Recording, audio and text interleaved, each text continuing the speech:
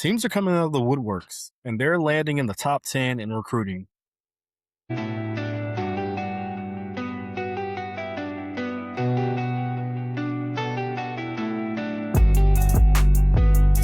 Welcome back to First and Short, ladies and gentlemen, your first place to get short bits of college football news and analysis. Today's episode is hosted, as always, by my co-host Aaron and myself, Mashfik. Today's episode, we got some cool new content for y'all. We're going to call these hype sessions, so we're really hyped to share them with you. And but before we get into that and on the rest of the content that we have planned, we obviously want to plug our show, right? So like this video, comment on this video, share this video, follow us on all the different channels. All the links are in the description and in our channel information and all that good stuff. We're on Apple Podcasts, we're on Spotify. We sound great in the car, like I always say. So really hope you guys can join us on there. Yes, sir. So Aaron, today our episode has the following on the agenda. So like you said, like I said, I guess, we got these hype sessions, right? We're under 100 days. We're at the 90 something day or close to 90 or 80 day mark now. Yep. We're trying to get our audience hyped, just like we are. We're hyped for the new season, so we want to get you hyped. Today, we're going to talk about some of our favorite pregame traditions that we see throughout the entire country. Some of the things that, whether we're there in person or we watch them on television, it gets us hype on those Saturday afternoons or mornings or evenings, whatever it is, right? And then after that, we're going to go ahead and talk a little bit more about recruiting. We could spend, 40 more minutes talking about Brendan Sorsby and what's going on with him in the NFL, but that's old news. We want to talk about the future. We want to talk about recruiting and teams that are doing good things to set themselves up for the future. So there's a lot of teams that have been in the dumps recently, but now they find themselves in the top 10 in recruiting. So how can they leverage this for future success? That's what we're going to get into. So Aaron, let's get the folks hyped, man. You were talking to me about a tradition I didn't even know about at a huge school that everyone knows about, but this particular event, I had no idea. I watched it on YouTube. It sounds awesome. Why don't you tell us more about it? Yeah, absolutely. I mean, first off, you got to thank social media, and you got to thank how much vlogging has become a thing. So I was watching a guy, going through his recruiting process, and he kind of recorded some of his tours, and he gave me a little bit more detail on one of Ohio State's, most famous pregame traditions, and that's what they call the skull session. Sounded pretty interesting at first, and I was like, okay, what is this? It originally started in 1932 by a band director by the name of Eugene J. Weigel, right? It was supposed to initially be a final closed door, like musical rehearsal for the band on morning game days. The skull session, it kind of transformed into this massive pep rally with thousands and thousands of fans, and it got so big that in 1957 they had to move it into their old basketball arena, but it was the current basketball arena at the time, St. John Arena, right? Okay. So today the tradition still continues. It's a high energy, tuning session for the crowd and the band to get hype, and even see the football team walk in as the band, blast their full game day set of songs they play, fight songs, and I think I even saw on a couple of the sessions, current head coach Ryan Day even give some motivational words. So awesome experience. I've seen the teams do their college walks, but for the fact that a team stops in an actual area indoors and actually, interacts with the fan base, it was really cool. One of my bucket list items for college football is to go watch the game, Ohio State, Michigan, once in Columbus, once in Michigan. I'm going to have to add this to the list of things to do while I'm there, to definitely take part of this tradition. I wanted to highlight a couple of schools as well. One, I haven't seen this, but from my understanding, Aaron, I think you've seen this maybe a few times. But this is the flight of the War Eagle at Auburn, right? And I think this is especially pertinent right now because the World Cup is going on. They actually had like Messi play there, like a friendly there. And they did everything that Auburn football does, right? They had the flight of the eagle and all that sort of stuff. When I saw this, I wanted to start a petition right there, then and there, that every FIFA World Cup game should be played in a college football stadium. Right, like just change it right there, because the energy in a college football stadium is way different than a Atlanta Stadium or Miami Stadium, but whatever. Just to give a little history lesson on this one, it actually goes back to the first Georgia Auburn game back in 1892. It was a Civil War veteran. He brought in his rescued eagle. It broke free and it soared over the field right as Auburn scored. At least that's what the legend says. So it's become a mainstay in the tradition ever since the year 2000. And I think having a live animal do a trick is always just fun to see. Aaron, you've seen this before, right? How is that feeling? Yeah, so my first encounter or experience of it was when I was, a kid, maybe like 10 or 11. And I actually got to see it when Cam Newton was at Auburn. So all in all, just an eye opening and like crazy experience to see Auburn just go crazy, right? Yeah. Um, I do want to give a special shout out to my Georgia Southern Eagles. We also have our own flight. We call it Oh, Freedom's Flight. Freedom, okay. the Eagle, is the Georgia Southern mascot. So yeah, Nice. very, very cool. Um, I believe we have some more to talk about. So next on the Okay. list, right? We got Florida State and Oso- Osceola, right? Am hmm I pronouncing that right, Nash? Right. I Osceola. I believe so. Yeah. And then Osceola. Yeah. Renegade, right?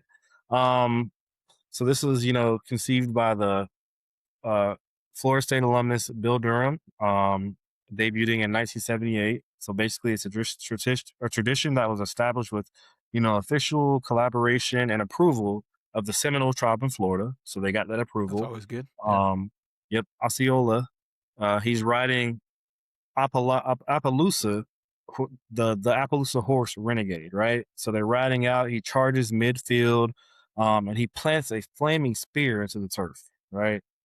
Very, very high energy type uh, of event to see. It's fiercely, protected, not as a mascot stunt, right? But it's a solid tribute to the unconquered spirit, courage, and heritage of the Seminole people. So that's very cool. Not just a pregame ritual, but it's a tradition to pay respect to a tribe. Yeah. That's very unique. It's very unique that they do that and they honor the Seminole people of Florida. So Mhm. that had to be on this list for sure. I wanted to talk about. I've realized I haven't been to too many. Like I'm looking at my list and I haven't. These are such good items, but I haven't seen any of them in person. I gotta get out more. But a lot of people call this one cheesy. At one point, I did too, but now, like looking at it from an objective lens, I can't imagine too many more stunts getting like the energy up in the stadium. And this is, of course, Clemson's tradition of running down the hill before the game. So you obviously have Dabo Sweeney. He's the head coach. He runs down there first. If you see, your leader leading the team down, that's high energy for me, right? So good for them that they've been doing this since 1942. Back then they had to do it because the locker rooms were at the top of the hill. Now obviously they have other type of logistics going on, but they kept that alive for a very long time. And apparently in 1966, a piece of that rock, Howard's Rock. It was a piece of flint that came from Death Valley, California, came down to Death Valley in South Carolina, and it was placed on top. So today, obviously they tap it for good luck and all that sort of stuff. But it's looked at as a literal and kind of a symbolic plunge into battle, where players, they pledge to give 110% effort to the university. So that's what it's kind of like a pledge to the university as they tap that on the way down. Wow. Yep. Yeah. Really, really cool. We both have to go experience this in this environment, right? I feel like we're Yeah. too close to this stadium not to experience one day. So Yeah. we'll definitely go Yeah, check it out. we got to Clemson versus somebody. We'll see. Everyone's doing neutral site games these days, so who knows. Yeah. Yeah. That's fair. That's fair. Um, I want to round out, well, not round out. I want to move on to my final team's pregame ceremony on the list, right? Going to go to Alabama and talk about their thunderstruck pregame entrance. I Yeah, got you've to seen this one, right? yeah, I got to experience this one for the first time last year. Very, very electric, right? Um, this is a modern tradition compared to some of the older, century-old traditions. It Yeah. took root in the Nick Saban era, specifically in 2010s. You know, it was to kind of modernize the Bryant Denny Stadium atmosphere, get the the vibes going, the energy hype up. It's definitely a psychological shift. It's signaling to that 100,000 plus crowd, hey, we're about to come out and we're about to take charge. It was cool when Saban did it. I got to see the board do it last season, and let me tell you, you kind of get chills on your skin when you see the team walking out. You hear the thunder, and then the Yeah. board comes out. He smacks the goal post. It kind of gets you hyped up, even if you're not an Yeah. Alabama fan. So I Right, right. must say Yeah. it's pretty cool to see it. Very cool. Very cool. Mm. I do have one more on this list that I want to share. It's kind of a similar like music related one, kind of a newer tradition. Um but I think it belongs on this list for a very particular reason. I think you'll know why as soon as I mention it. But it's Virginia Tech and how they play Enter the Sandman. This tradition was born very recently, like I said, August of 2000. Lane Stadium in Blacksburg, Virginia. They installed a new scoreboard and audio system, and the people who were in charge, they just chose Metallica's Enter Sandman, right, as a new song to come into. So it's become a huge physical phenomenon now, right? Everyone's jumping in unison. It's constantly creating earthquakes on the local, Richter scales. But I think what's going to be special about it, especially this year, that first one we see on television when the new head coach, James Franklin, comes down the tunnel with his new team. I think that's going to be a really fun thing to watch. So I had to put it on this list. Yep, absolutely, absolutely. Definitely going to be tuning in for that first home game with him there.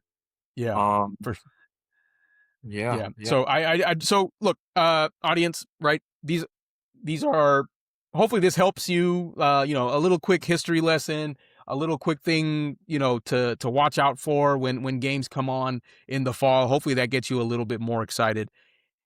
All in all, these traditions, they are in the past. They're cool. They're from the past, I guess. They're cool and all. But in order to segue to the next kind of thing we want to talk about, I really want to talk about the future, right? I want to talk about the teams specifically that are looking to change how they have been in the past as they go into the future. So, Aaron, you and I, we were looking through 24/7 and on three. We've noticed a pattern of a small set of schools, teams that have been down in the dumps over the last several years, but now are in the top 10, top 11 in recruiting, right? So my big question for this next segment, how can they leverage this over the next few years? What's been wrong the last several, and how can they leverage this unique position they have with the 2027 recruiting class and make that next jump over the next few years? I Mhm. want you to start. How about you start with this one? Absolutely. First one that caught our eye was the University of Florida, right? Yeah. Let's talk about first of all the performance the last 3 years, right? It's kind of been a mirroring image for the last four coaching eras. Yeah. So everybody right after, Urban Meyer, it's just kind of been that stuck in the mud, hovering around 500. You get kind of hopeful with a better season, and then you go back down to that struggling, inconsistent performance, right? Yeah. Um, they're missing the SEC's upper tier, and they're losing, ground to rivals like Georgia and Tennessee every year. Um, the defense, right? They've flashed talent, but they've lacked depth. While offensive line play and then that quarterback development, it's been a recurring issue for the team, regardless of who the coach has been. Yeah. Um, the swamp itself, it seems like it hasn't felt electric in years, but there's been flashes of young talent, especially in skill positions. Um, they have to keep hope alive to hopefully one day bring back that electricity and that power at the skill position that they once had. They hope to change that as they hired new head coach John Summerall this year. Right. Um, and so getting into that, the next question is, okay, what is success for them in the next 3 years, right? what does that look like for them? I think for them, it means, sustainable competitiveness in the SEC, right? The Hmm. SEC once East, but now it's just in the SEC in general to be one of those upper tier teams, Yeah. um, and ultimately to return to national relevance. Do you think that for a team like Florida in the position that they're in, Mhm. rebuild phase, obviously have been at the pinnacle, traditionally looked at as one of the stronger SEC East teams, but now that there are no divisions, do you think it's harder for a team like this to win the SEC? Absolutely, it absolutely is, right? It's now about being the best two, and then now you have to move up to this. But is it 9 game Yeah. opponent schedule? It's randomized, and you're always probably always going to get like 2 to 3 heavy hitters in the SEC this year. It's a completely different ball game, so it just makes it twice as hard as it was, 10 years ago to win the SEC championship. So Yeah, before you just had to.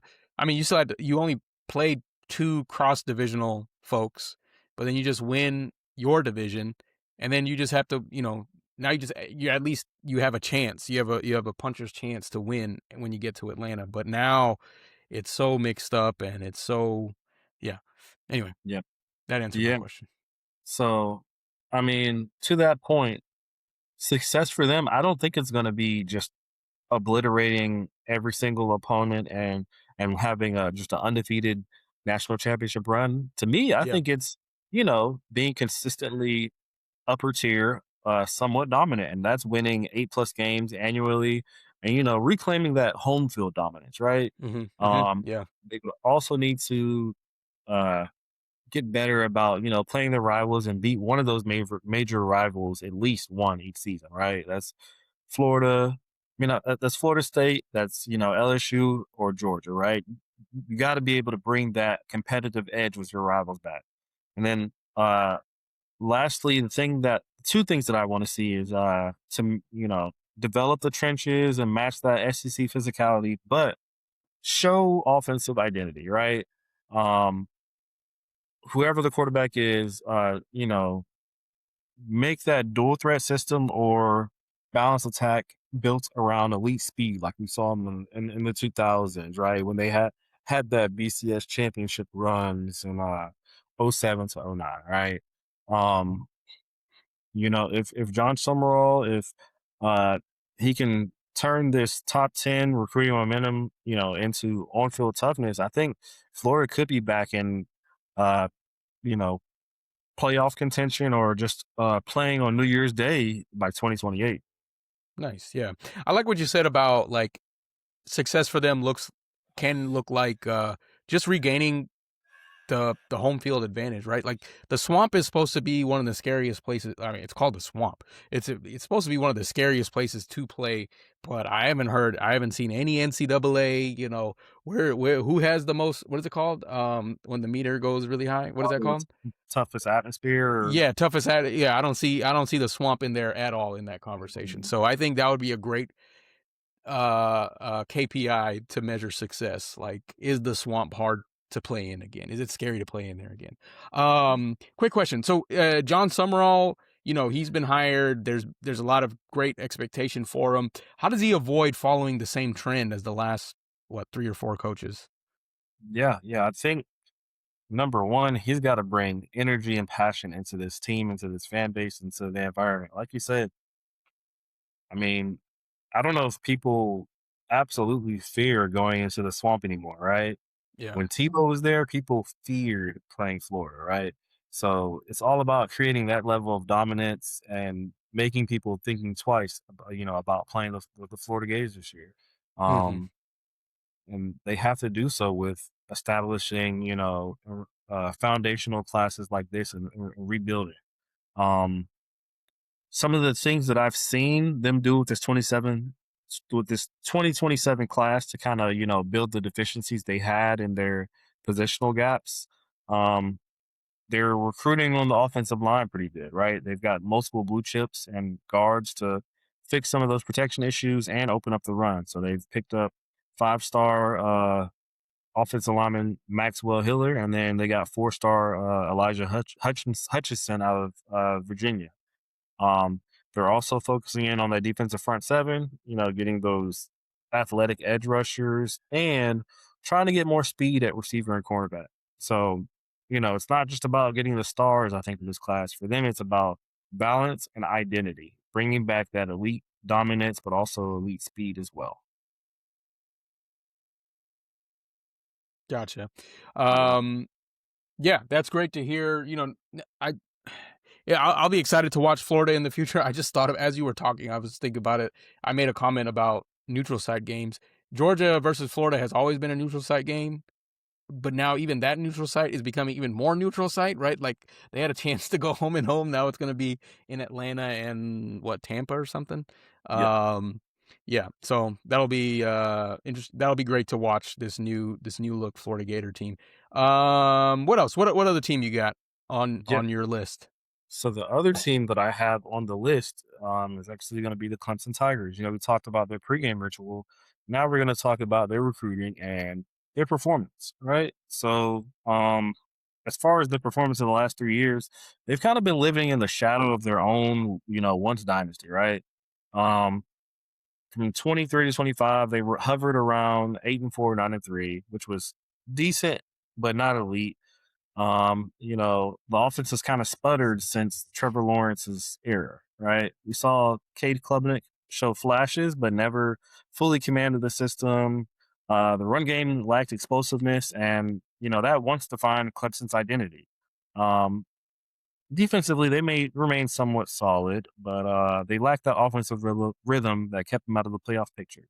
And then, Yeah, lastly, this past season, I think we really saw the first effect of you know, Dabo not buying into this new era, and it really hurt them more than helped them in trying to prove a point, right? yeah, Um, so yeah, it's something they really need to adjust if they want to maintain relevance and um, resurge as a national dominance. So with that being said, I think success means for them, again, reclaiming that natural national relevance, and then proving that a mixture of Dabo Sweeney's culture of the transfer portal era, but also growing your kids through high school recruiting still works, right?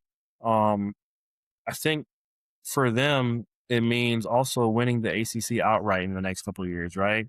And maybe even a return to the college football playoff by 2028. So that's what I see, as success and what it means for them. It also could mean, embracing flexibility and creativity in their offense, right? Learning how to modernize it to turn offense what it is today for the rest of the college football world is, which is explosiveness, exciting plays, and actually getting out of that pro style offense, right? hmm, Yeah.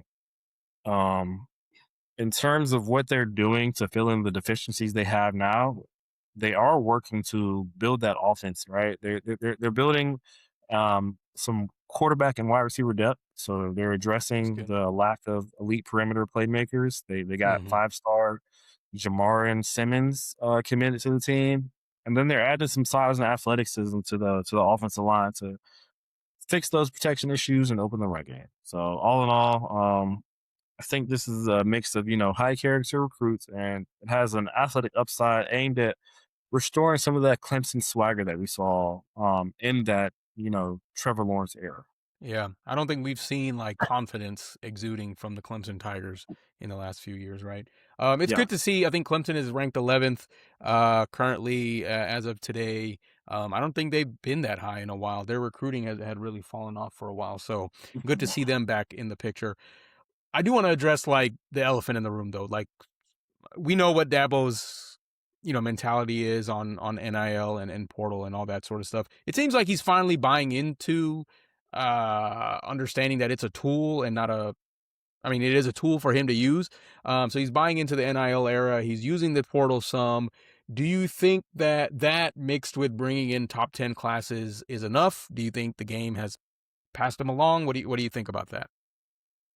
I do think it is enough to get back into relevance somewhat. I just feel like he lost ground by not starting when a lot of other teams did. So it's Yeah, going to take a little bit longer to rebuild and get back into that national relevance that teams who bought in immediately or are stayed in, right? Like, yeah, I feel like Oregon, if they didn't buy in, could have been in the same boat as a Clemson, right? They had that style of explosive offense and confidence in their offense, right? But they brought in Dan Lanning.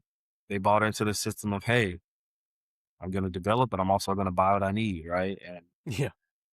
I mean, Lanning, he's a young coach and he's had a lot of success, you know. So don't let the the blowout that we saw in the last game of the season fool you. I think Sure. they're very relevant, you know. Hmm. Yeah. Yep. Okay. I've also got a couple teams that I wanted to mention real quick in terms of recruiting. Teams that we don't typically, see do well during the season, but look, they're killing it in recruiting. They're trending up in a variety of ways. First team I want to talk about is Texas Tech, right? Uh, lo- since Patrick Mahomes largely invisible, then all of a sudden last year they're in the college football playoffs. Currently, for the 2027 cycle, they are ranked seventh. They're in seventh place. They have 19 commits. Two of them are 5 stars. The class is headlined by the top player in the entire 27 cycle, defensive lineman Jalen Brewster. Um, the last few years has been a rocket ship, right? Joey McGuire, he started coaching there in 2022. In 23, they went 7-6. The next year they went 8-5. Last year they went 12-2, right? So he is building a lot of good momentum in Lubbock, Texas.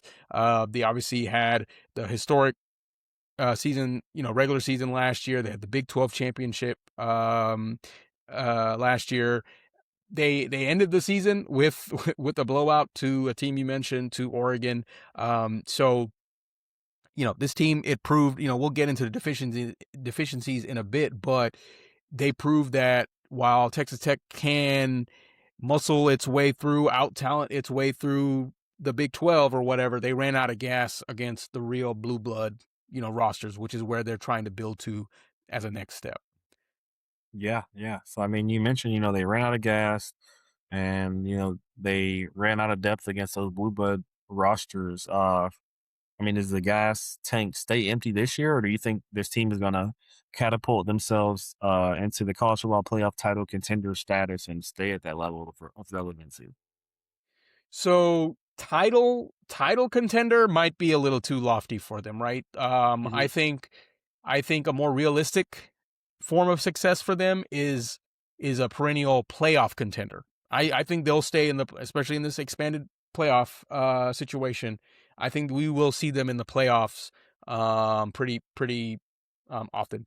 So in the new Big 12, landscape, they have a pretty wide open runway, in my opinion, to be a top two team in the conference every year. As much money as they have, they obviously are are losing their starting quarterback, but they got other good guys in there.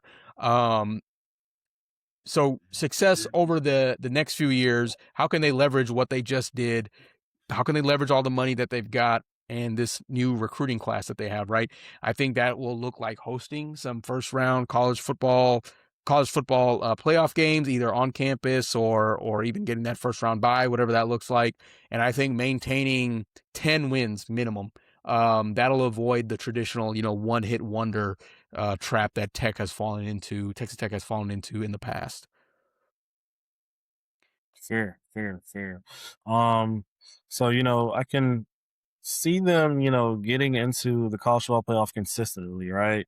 Although they had a terrible showing last year, once they got there, what where were they lacking that you see this class is going to help with? Yeah, I think a lot of that is going to be roster depth and discipline. The quarterback was an issue in terms of injury and stuff. They ran hot, right? They had an awesome offense, they had an awesome defense, but it was pretty messy. They looking at the numbers, they had 94 penalties and they they lost the ball 17 times, right? So they're gonna have to clean up a lot of the small stuff that helps you get to the next level. So when injury and exhaustion and all that stuff forced the second string out into the field, that's when you start seeing the execution of the team start to really crater. What this top 10 recruiting class for next year brings in, it's going to bring in a lot of blue chip talent, a lot of length and athletic ability, especially to that second string unit. And what's unique about Texas Tech is they have enough money to keep a lot of these guys around that maybe a lot of schools don't want to spend. And Texas Tech doesn't have the success. In my opinion, when teams do get really successful, they get a lot more tighter with their budget, right? For NIL. But when teams haven't had success and they have unlimited money, they just continue to spend it because they're trying to buy their way to the promised land. So I think with all that being said, Joey McGuire, he's going to be able to build a roster where a backup guard or a corner isn't a massive developmental project. He'll because it won't have to be that. There'll be less drop off, less panic, and less some of those mistakes that I was mentioning, penalties and fumbles and all that sort of stuff. So that's where I see this top 10 class helping out with them. Yeah. So yeah, again, Texas Tech, they were a team that wasn't too far, in the dumps, but they're a team that has a lot to prove to stay at that level of play that we saw last year, right? Right. That's a good point. They weren't too in the dumps. I do want to mention a team that was really in the dumps, and that's going to be Auburn. I talked about the Eagle thing earlier. That was the highest part of their ceiling, pun intended. Because all right. Anyway, so Auburn, they're currently in 8th place in recruiting. They have 24 commits. They have 0 5-stars, but they've got a lot of good quality, 4 stars to make up for it. They don't have, they don't have anyone too flashy, but they do have a lot of dudes that are currently committed that were wanted by everyone. They were wanted by the Georgias, by the Alabamas, the Ohio State, stuff like that. So their top recruit is Isaac McNeil. He's a linebacker from Mobile, Alabama, so he's staying in state. I'm sure a lot of resources went to making sure that he signed or will sign with the Tigers. So over the last few years, for Texas Tech, they were improving. Auburn was not. Hugh Freeze, he's been around since 22, I think, as well. But in 23, he went 6-7, then 6-7, then 5-7. So it was almost like he was just stuck in quicksand the whole time. That 5-7 finish from last year, it was actually included in that was 1-7 in SEC play. So a lot of frustration out there in Auburn on the Plains because they had elite individual talent, right? They had Cam Coleman, who is not there anymore, but they were able to get really good players, but just not build a system around them. It was a structural issue that really, failed the team, I guess. Yeah. So I mean, you mentioned, they had the mediocre years, and then they just had a complete drop in the in last season's performance. Right, the SEC play has never been, or it hasn't been dominant in the recent years. I mean, I feel like success, for Auburn, it doesn't have to be too drastic with the new coach coming in. Like the expectations don't seem too high, right? I mean, the college football playoff for them in the next couple of years seems a little too high of a goal at the moment, right? I agree. Kind of like how we were talking about football. Football about Florida. For Auburn, I think what success needs to look like is roster stabilization. Let's not lose our high flyers. Let's at least keep them and try to build around them. And I think 9 wins, right? 9 wins doesn't necessarily get you in. It could get you into the playoffs. It might not. It depends on your strength of schedule. But I think 9 wins is a good place to start as a baseline. And that's what success will look like for Auburn. I don't think anybody's expecting them for the Tigers to leapfrog, Georgia or Alabama by the end of this year or whatever. But success would mean surviving the SEC meat grinder, the 9-game schedule, all that sort of stuff. So, so over the next 3 years, 9-3, let's aim for that. Protecting Jordan Hare Stadium as a good home field advantage. Keep those mid-tier conference, upsets at bay, and you do that enough over a couple years, then you will be at least included in the conversation. Whether you make it or not, like I said, depends on your strength of schedule, but at least you'll be in the conversation at that point, and I think that'll be good for Alex Golish. Yep. Yep. That makes sense. That makes sense. We kind of talk about Auburn and how I guess low performing they were and how they have to go through this gauntlet of SEC performance. But I mean, at times Auburn seemed like a solid team through these games. They just kind Yeah, of ran out of gas a lot of times last year. Um, and then they just lost their best playmaker. You mentioned him, Cam Coleman. He's going to another SEC school, so yeah. that hurts, right? So question is, how is Alex Golish, how is he hoping to shore up his team with the 2027 recruiting class? Yeah, Cam Coleman's gone. That defensive line was a bright spot on that team. A lot of people got picked off from there, right? So what is this recruiting class hoping to fill for 27? I think one of the biggest issues we saw was offensive line protection and production on the scoreboard. So Auburn, they averaged only 26.8 points per game, which last year, which put them 74th nationally, and a lot of that was just because they couldn't control the line of scrimmage. Jackson Arnold, he transferred, multiple times into Auburn. He was forced to run 112 times last year. So, he transferred because, I mean, who knows what his actual talent level was, but he was, I believe, a 5-star coming out of high school, right? But Auburn did not set him up for success, and so a lot of his failures came from the fact that the team was just not built around him.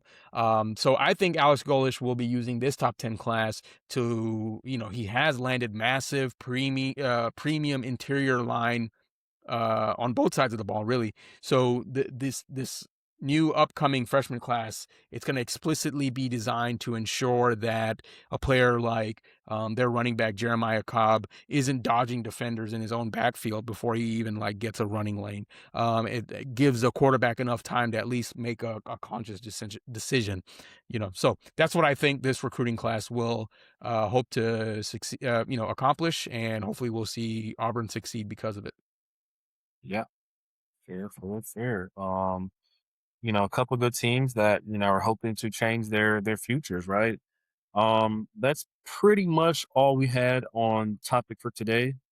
Please, please, please be on the lookout for more episodes to come. We're getting closer to football season, so that means you're going to get closer to hearing more of us talk about more of what's going on in college football. And who knows? Next week we may talk about your school and how the nostalgia and the hype around them just gets us and the blood flowing. So stay tuned. Thank you for watching. Please subscribe. We'll see you next time. Thank you very much.